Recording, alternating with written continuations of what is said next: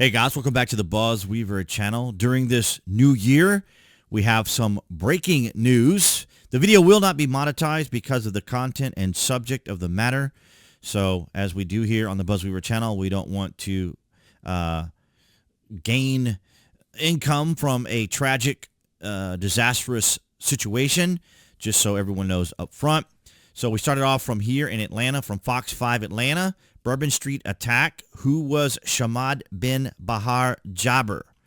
And so the individual that was involved here was a Georgia State University graduate, was identified as the driver in a deadly attack on Bourbon Street in New Orleans, killing at least 10 and injuring 35. Jabber engaged in a gunfight with police after driving a rented truck into a crowd. He was killed by officers and 2 officers were injured. Investigators believe Jabber did not act alone and are seeking information on possible accomplices. An Islamic State flag, weapons, and potential IEDs were found in his vehicle. Jabber had a minor criminal history and was a military veteran. He worked as a property manager and had been married twice with multiple children. The FBI is leading the investigation and urges anyone with information to contact their New Orleans bureau. Atlanta.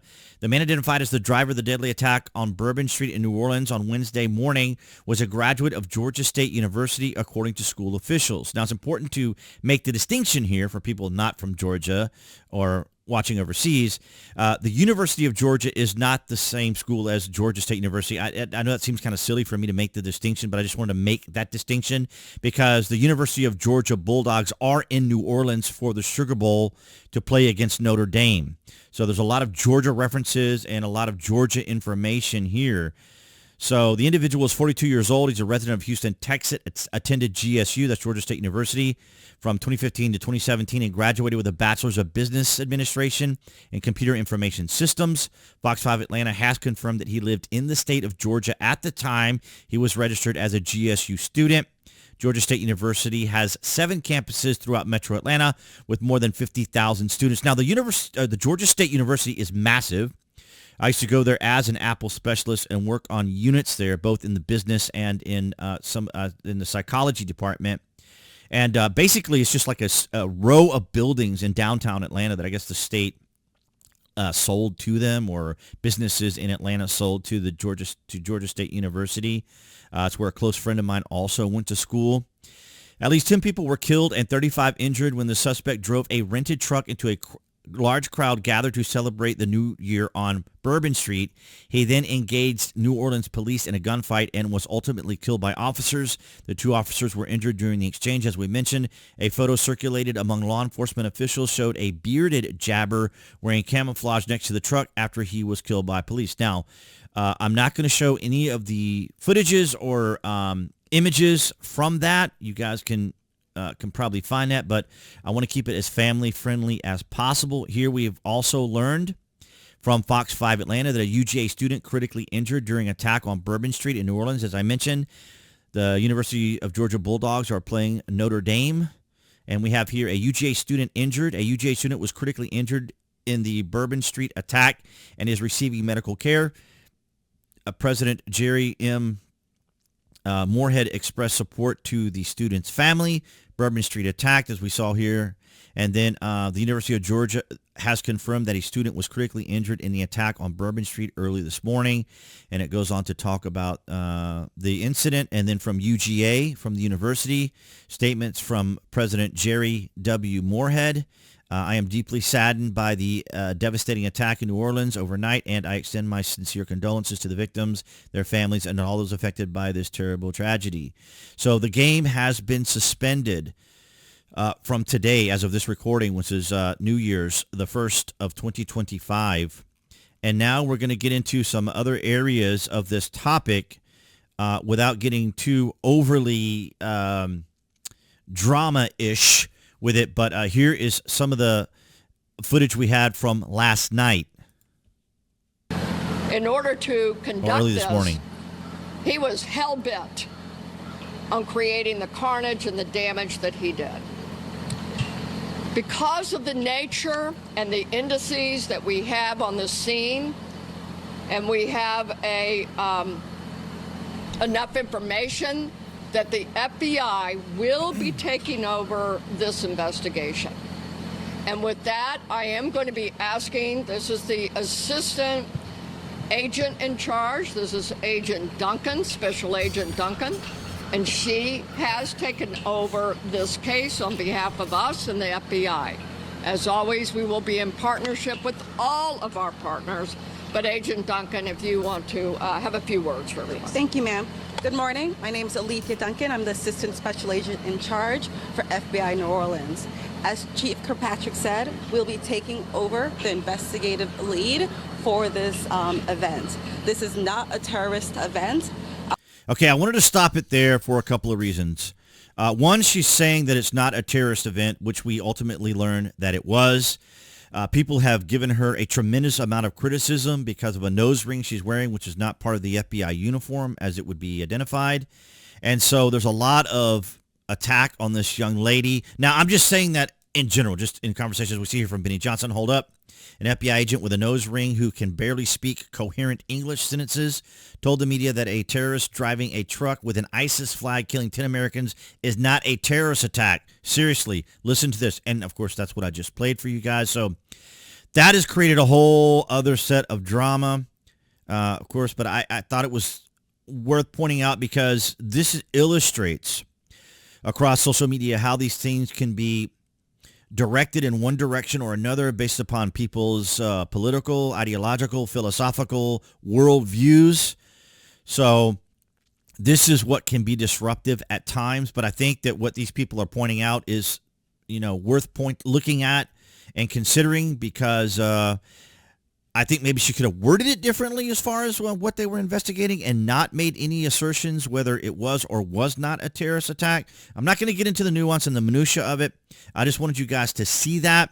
And, of course, now we have a situation with a Cybertruck that was parked outside of Trump's hotel in Las Vegas. I'm going to play a little bit of this for you.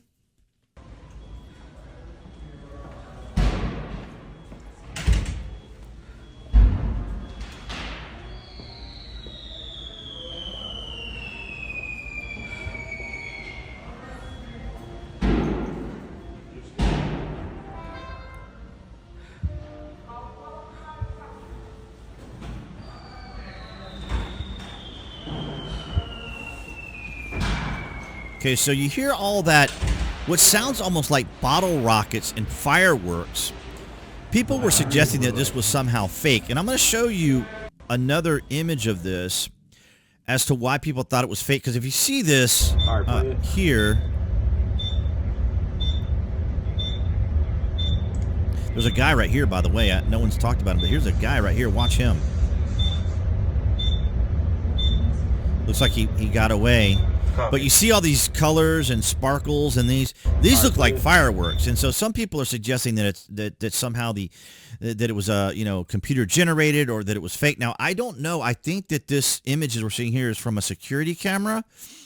I see search and alarm manager. So this may be software that the hotel across the street or building across the street, East Drive here.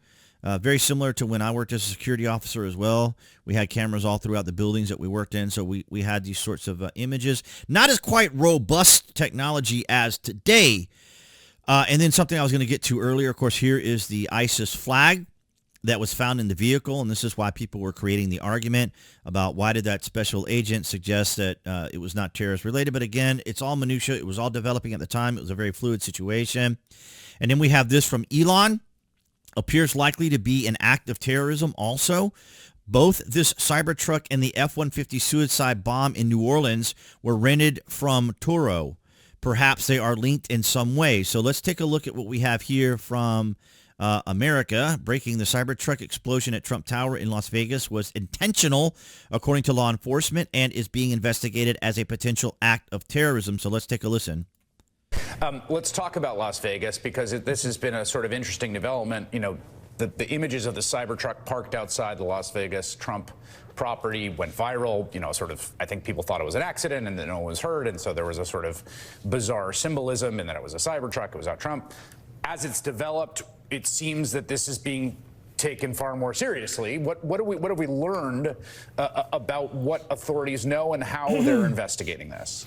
Right, Chris. So according to the reporting of myself, my colleagues Andrew Blankstein and Kelly O'Donnell, right now, 3 senior U.S. law enforcement officials say that this explosion of a Tesla Cybertruck, kind of in the portico there where you saw that smoke rising from in front of Trump's property in Las Vegas, is being investigated, at least initially, as a potential act of terrorism, and that it was, quote, intentional. And there were...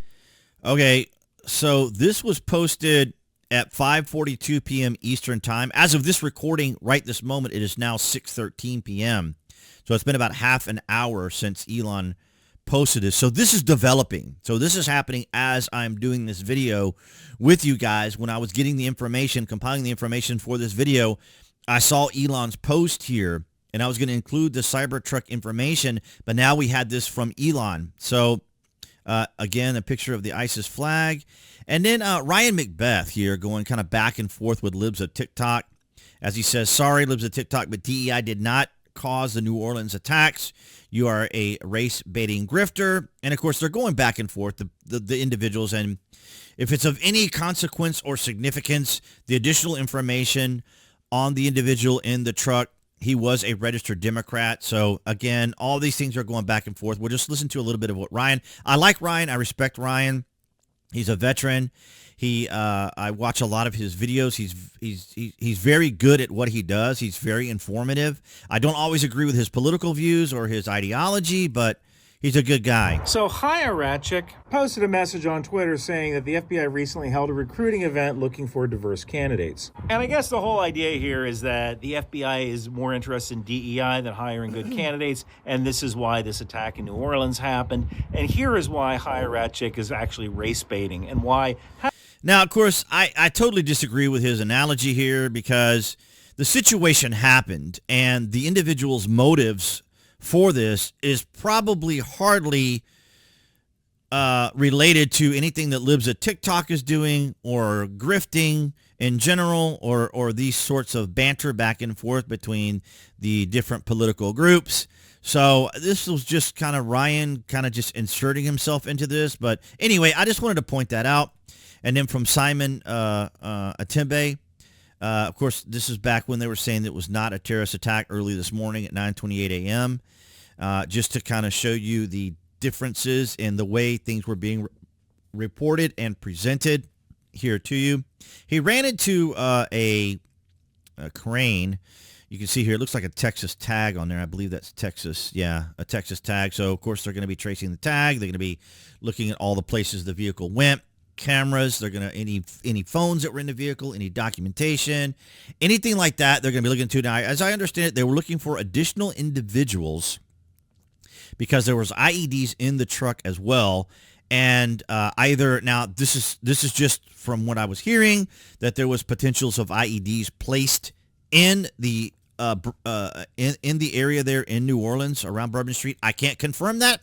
I'm just saying that that was something that they were looking into and that there might be some other individuals that are associated with this person.